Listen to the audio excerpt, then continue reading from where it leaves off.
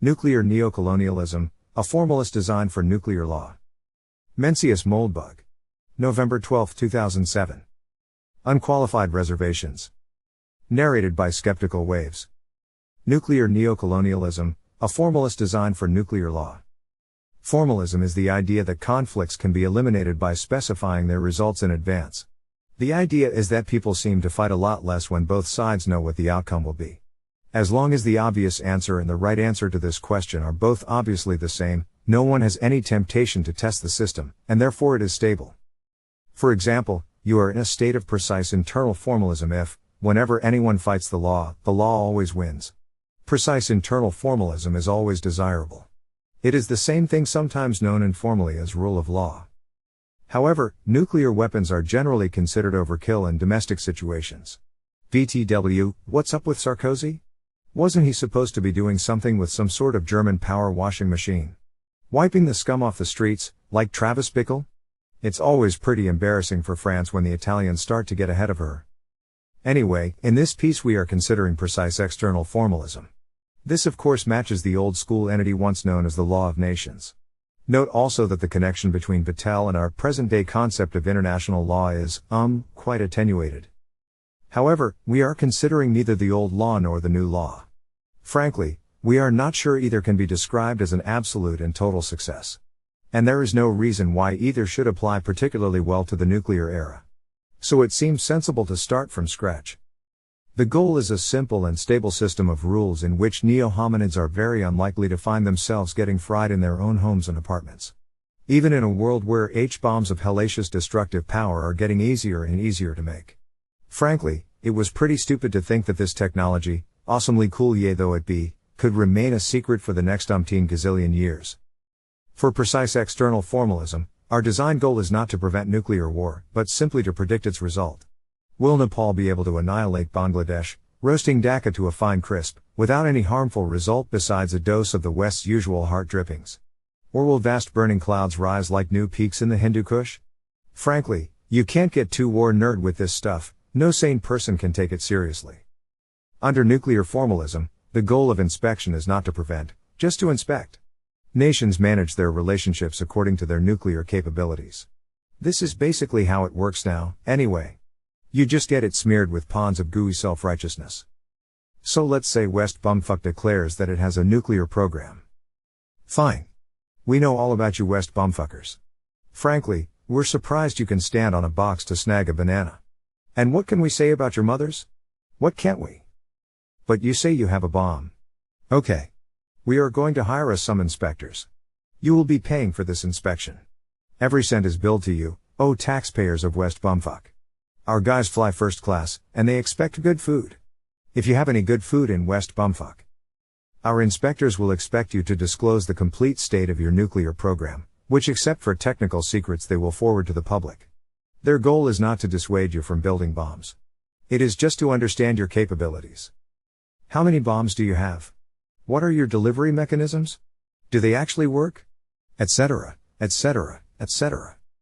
The inspectors will certainly demand all kinds of testing. They will probably take your word for it that the warhead and missile actually work correctly in a single strike. You won't have to pick out a Polynesian atoll and nuke it from halfway around the planet. But inspectors will want to see testing of both designs in a way that demonstrates that assembly is at least feasible. They will want to look at your entire production chain.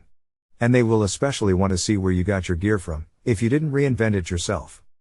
The idea is to eliminate uncertainty in nuclear conflicts, which is the most plausible cause of an actual outbreak of actual nuclear war. Gun nuts say that you shouldn't point a gun at someone unless you're ready to use it. They are trying to protect others from their own stupidity, but they are also trying to protect themselves. The less plausible it is to criminals that their victims won't shoot if they lunge, the less likely they are to test the proposition.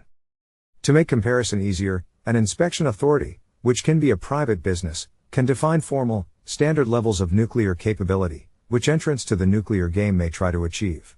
Standardized capability levels let nuclear strategists think in simple categories about nuclear game theory. Since in a democracy, every citizen gets to be a nuclear strategist, simplicity counts. Under precise external formalism, any formal system of rules for disputes between sovereign organizations, or sovorgs, with nuclear arms, note that the same model of inspection may, of course, be extended to conventional weapons, must take into account the relative military power of the Sovwargs. Today's nation-states are of course Sovwargs. At least, all are nominally sovereign. But there is no reason why relatively informal terrorist, mafia or guerrilla organizations cannot play the nuclear inspection game show, although it is difficult to see how they can compete unless they at least control some substantial contiguous component of territory. The whole point of formalism is that formal law should match informal power. It is all very good to say what the law should be, but no law can enforce itself. Whether or not it is officially announced and precisely described, whatever gets enforced is the law, and whatever doesn't is just a bunch of bullshit. It is pretty lame to have one system of law which is official, and another which is actually enforced. However, it does seem to happen a lot. Sometimes there are even reasons for it. Speed limits in the US are a good example. There is a reason that speed limit enforcement in the US is discretionary. It allows cops to use their discretion. When this discretion is abused rather than used, as in the notorious Port Orford speed trap, we feel violated, as if we'd been ass-raped with a flashlight. And we decline to eat in Port Orford ever again. But whether we like it or not, there is a use for discretion in domestic law enforcement. This is not true, however, in the law of nations. At least not under precise external formalism. Precision is essential when designing rules which bind competing Sovwargs. Your territorial waters may end at 200 miles, or 173 miles, or 389.2 miles, from your coastline. They have no good reason to end at a couple hundred miles or farther than the eye can see or a safe and prudent distance. When rules are imprecise, they may be interpreted differently by different sides in a conflict. This can confuse these sides into believing that they are acting in self-defense. Unless you are so stupid that you abjure self-defense, a condition in which there is simply no hope for you, you have to act. In most recent wars, both sides have held this perception. In nuclear deterrence, imprecision is especially expensive. It can result in a nuclear exchange. It is impossible and counterproductive to expect nuclear weapons to not be used for conventional deterrence. NATO itself used nuclear weapons for conventional deterrence. It is really difficult to castigate the West bumfuckers as some kind of huge moral sinners, let's say they're Nazi racist cannibals who eat Jews for lunch, using their slaves as tables, for adopting the same nuclear strategy as NATO. But if you use nuclear weapons for conventional deterrence, you have to have some kind of red line beyond which no attacker may go. While this line may be determined by an independent system of formal resolution rather than by you yourself, if it is not actually red, there is no point at all in having it. And if the line is defined imprecisely, an attacker may interpret as aggression what you interpret as self-defense. Thus both sides are acting in self-defense, the normal mental attitude in any state of war. This is one essential engineering principle of nuclear law. The other principle has already been mentioned above: formal power and informal power should match. In other words, there should be no informal incentive to break the formal rules. This is why we need formal nuclear performance inspections. With nuclear performance inspections, we can understand the informal game structure of any conflict between Sovwargs. This allows us to devise formal rules which pre-resolve the conflicts. For example, here is one simple system of nuclear law that relies on performance inspections. This design is conflict-free and non-proliferative. However, it is not politically correct. First, there are two types of Sovwargs: nuclear Sovwargs and non-nuclear Sovwargs. Second, delivery is assumed, and inspection is as simple as possible. Anyone who can test a working bomb is a nuclear Sovwarg. Inspectors define working by their own judgment. Third, every non-nuclear Sovwarg must maintain an official affiliation with one, and only one, nuclear Sovwarg. The non-nuclear Sovwarg is the client of the nuclear Sovwarg, which is the protector. A nuclear protector and its affiliates are a nuclear bloc. Either the client or the protector may sever this relationship, for any reason, at any time. Fourth, an unaffiliated non-nuclear Sovwarg, or total defector, has no protection. Anyone may conquer and retain it. If multiple forces make the attempt, they should try and agree on a partition beforehand. Fifth, in all suits between nuclear and non-nuclear Sovwargs, whether or not the latter is affiliated with the former, the nuclear power prevails in all disputes except those solely affecting the territory of the non-nuclear Sovwargs, in which case the non-nuclear Sovwarg prevails. Essentially, a non-nuclear Sovwarg controls its borders, everything inside them, and nothing else. Sixth, all suits between non-nuclear Sovwargs within a single nuclear bloc are judged by the protector. All suits between non-nuclear Sovwargs in different blocks are judged by arbitrators appointed by agreement of both protectors. The same is the case for suits between nuclear sovereigns, which hopefully will be rare. 7th, no nuclear sovereign allows its territory or the territory of its affiliates to be used for the planning or preparation of military attacks against any other sovereign, noting only that this rule cannot be invoked to demand any restriction on free expression.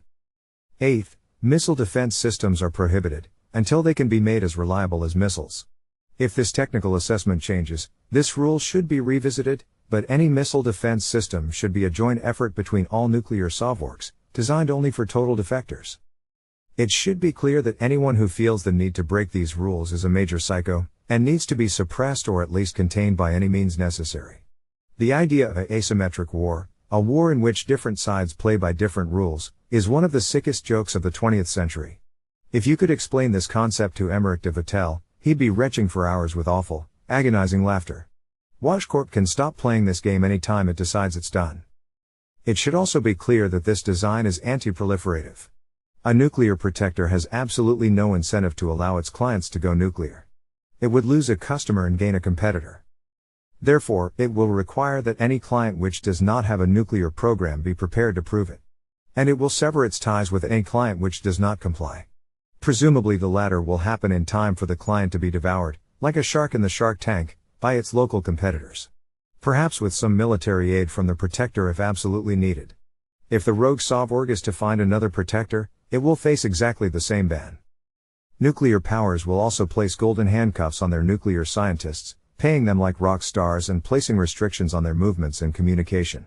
There is no reason to do otherwise. Not all scientists will accept this bargain, but enough will. Note that this system of nuclear law does not come with any transition plan. There is no obvious way to get from here to there.